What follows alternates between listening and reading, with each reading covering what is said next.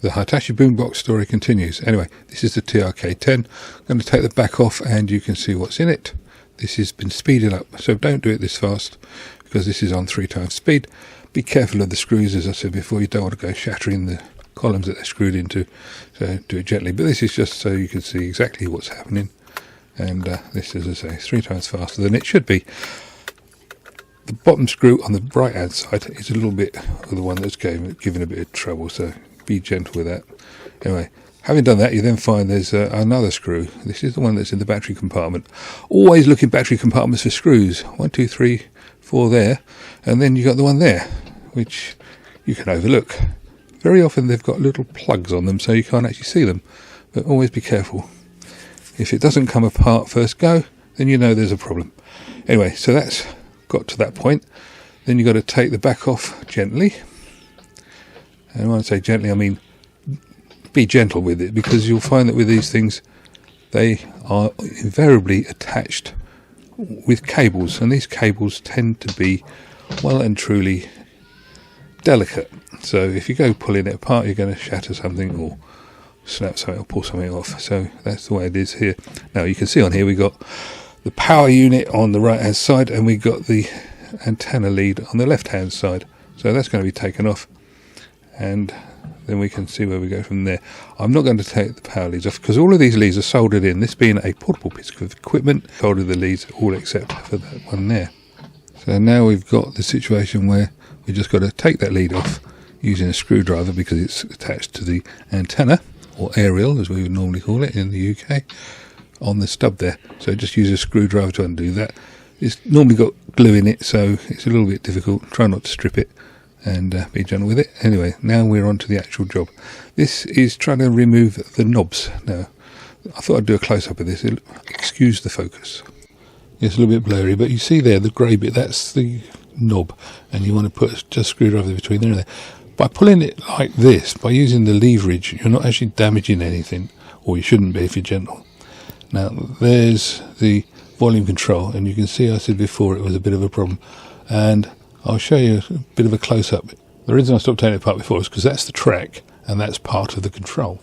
So now looking at this, you can see that bit and that bit are 2 totally different things.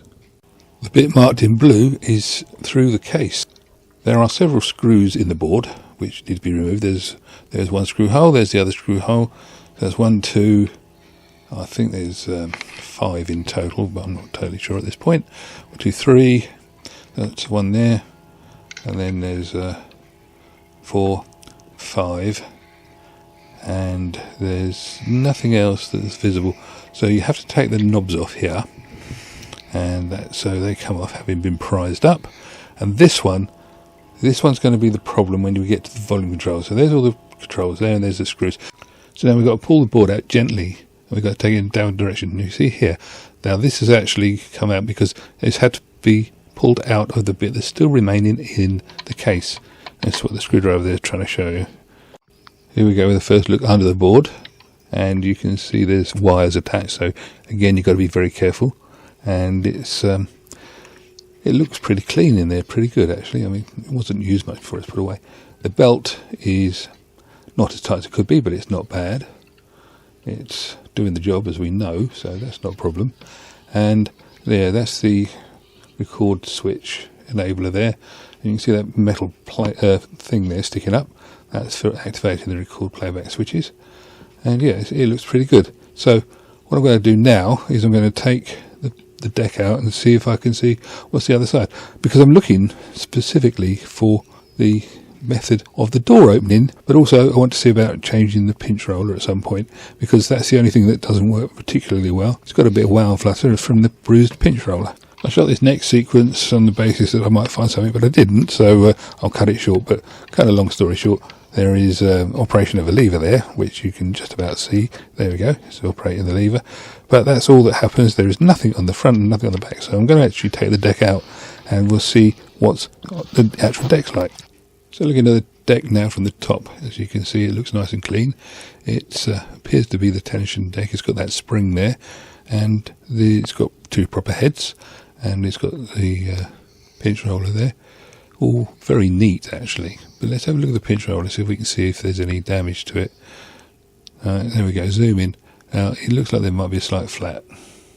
Well, that could just be the angle. There's the dent that was apparent when I originally took the deck apart all those weeks ago isn't apparent now, so maybe it is recovering, but I'll see if I can get a new one. Thanks for the suggestion, Jason, and I'll see if I can get one from AliExpress. They look very similar. I shall do that this afternoon, in fact. And because of that, I shall carefully put all these bits into a box, and I shall fit the new pinch roller when it arrives. And I'll do a follow-up video to this one to see if it works. That's as far as I can go with this. Anyway, if you'd like to like, subscribe, and ring the bell, and I'll catch you another time. Cheers.